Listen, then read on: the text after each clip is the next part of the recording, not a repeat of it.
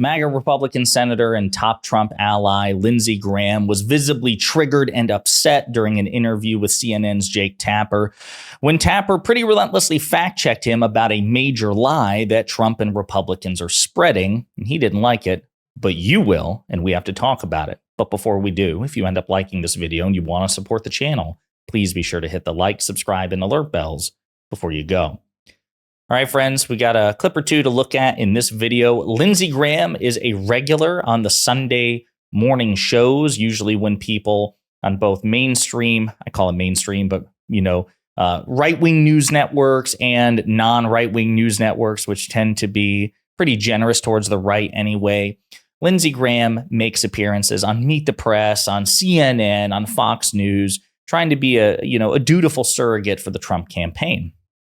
And Lindsey Graham has a reputation, believe it or not, in addition to being a coward and a sycophant, for actually being pretty likable. Al Franken, former Democratic senator, said, Lindsey Graham's a funny guy. He's a likable guy. He and President Biden, as a matter of fact, used to be close friends until, of course, Lindsey Graham totally sacrificed whatever principle he had left and, bent the knee and served at the altar of Donald Trump. But that's probably part of the reason why Lindsey Graham makes the rounds, in addition to wanting as much attention as possible. Well, he was interviewed by CNN's Jake Tapper.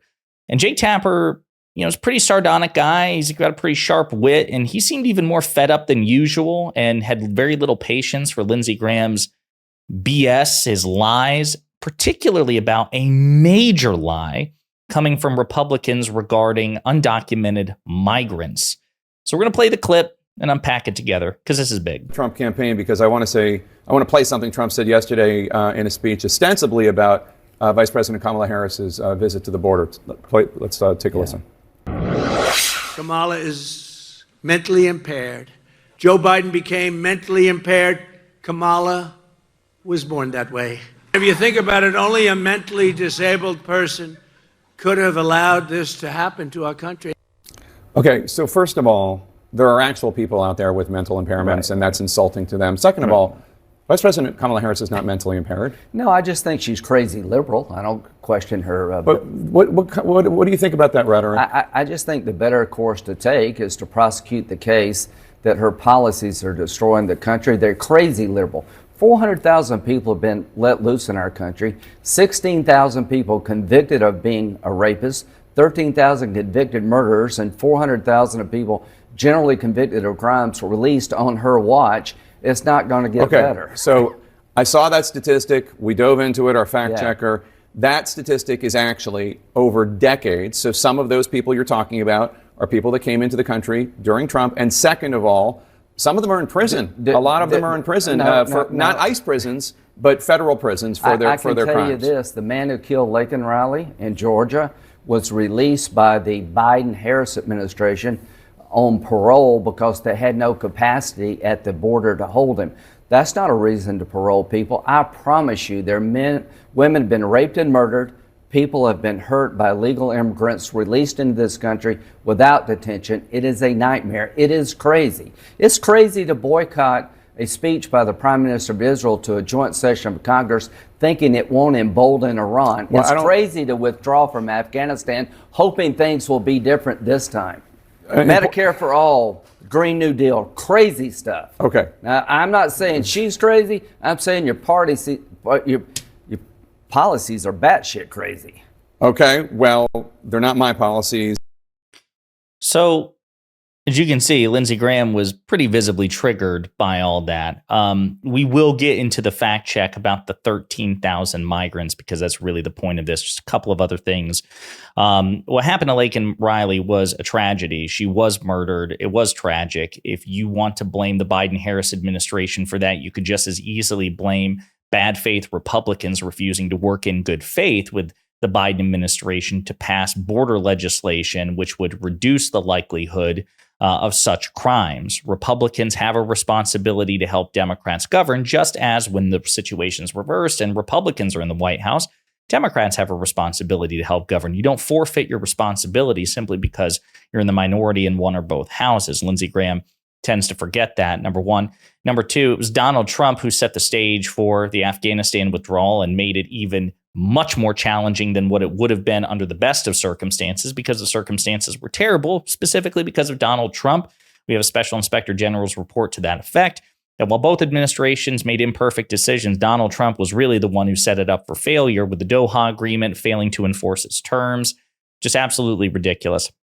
I appreciate the fact that Lindsey Graham is taking a principled stance against rapists, but of course, he's actually supporting one. So Donald Trump was found liable for sexual abuse and defamation. And according to the presiding judge in that case, the jury found him liable for rape in the common parlance. So it seems like Lindsey Graham doesn't have an issue with rape as long as the rapist in question happens to be the Republican nominee. So he's profoundly unprincipled in that respect.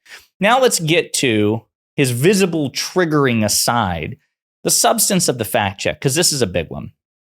Daniel Dale, who is CNN's chief fact checker, really dove into this one. To attack Harris, Trump falsely describes new stats on immigrants and homicide. Trump falsely claimed Friday and Saturday that the statistics are specifically about criminal offenders who entered the U.S. during the Biden-Harris administration. In reality, the figures are about offenders who entered the U.S. over multiple decades, including during the Trump administration.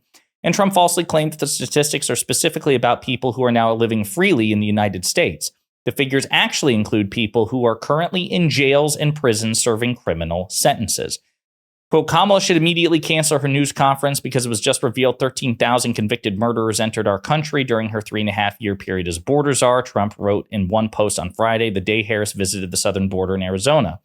Trump, quote, allowed almost 14,000 murderers to openly and freely roam our country, Trump wrote in another Friday post. They, quote, roam freely to kill again, he wrote, escalating his rhetoric on Saturday. Trump's claims are false in two big ways. First, the statistics he was referring to are not specifically about people who entered the country during the Biden-Harris administration. Rather, those statistics are about non-citizens who entered the country during any administration, including Trump's. Were convicted of a crime at some point, usually in the U.S. after their arrival, and are now living in the U.S.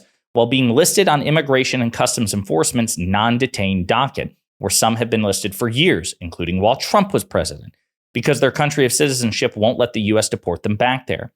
Second, that ICE non-detained list includes people who are still serving jail and prison sentences for their crimes. They are on the list because they are not being held in immigration detention in particular. So Lindsey Graham lied, and Donald Trump lied, and they lied to the American people's face because they know that when it comes to substance, they actually don't have a credible agenda to prosecute, that the Biden-Harris record is objectively superior to theirs. So they have to take this information and just straight up lie. And that's why Lindsey Graham was so visibly frustrated when Jake Tapper, who was seemingly fed up, fact-checked him on that. This is something you're going to be seeing quite a bit of from the Trump campaign and from MAGA Republicans, them weaponizing this statistic in a bad faith way. But per usual, Donald Trump's record is extremely weak. And to the extent that people want to make a political issue out of this, fine, fair enough. But by definition, if you're going to do it honestly, then you have to ascribe plenty of the blame to Donald Trump.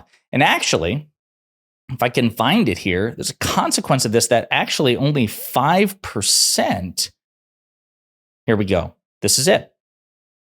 A previous official federal report said that there were 368,574 total convicted criminals on the non-detained docket as of August 2016 under the Obama administration, about 5 months before Trump became president. And another federal document said there were 405,786,000 total convicted criminals on the non-detained docket as of early June 2021, less than 5 months into the Biden-Harris administration.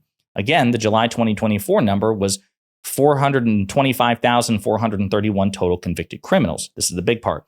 In other words, the list grew about 10% between August 2016 and June 2021, a roughly 5-year period that included the 4-year Trump administration, and then grew about another roughly 5% in the 3+ years under the Biden-Harris administration between June 2021 and July 2024. In other words, that list of convicted criminals who are migrants grew more under the Trump administration than the Biden administration. So, per usual, their accusations are projections. They are confessions. They are always objectively worse on the issues.